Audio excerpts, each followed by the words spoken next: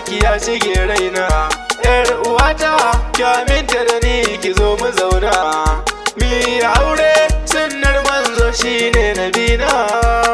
In zan mijinki ke kuma sai ki zama uwar ƴaƴana. Iye kallo na farko da nai maka san ka ya darsa har fuska, duka zuciyata ta bar aiki sai nai tunaninka. In yau ado na sa sarka daga dan na zogonka. Kin zama sarauniyar 'yan mata ke ce kike mulki, fada ta zuciyata ke ce na yi wa ɗaki. Daure ki juyo gare ni rabin raina na kalle ki. Ganka mai sona kan zai sani na shauke dangata, dangata, dangata. Hayya ke kin iya kwalliya 'yar uwata tilas ne na shaida. Gwana ta do mai kyawu ce ko babu hoda, aje magana ta so sanya kauna tun da sanki huda.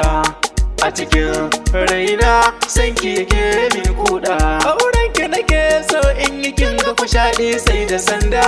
Fatar akuya iya nazari na ba ta yin ganda.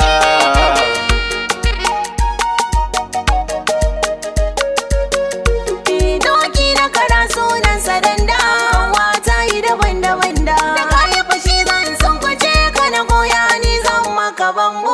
Kaya ga mata kai na ba waken ajiya ta siya rumbu, tunda muka yi alkawar da wuya tsanani to kar mu rabu. Hasken zuciyata kai ne, kundin zuciyata na baka.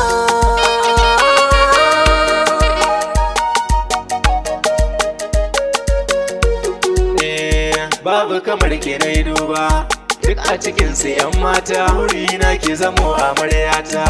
Kunki na nuna duk gata, inda kuke ki kai sata, ta zuci kin yi manufata.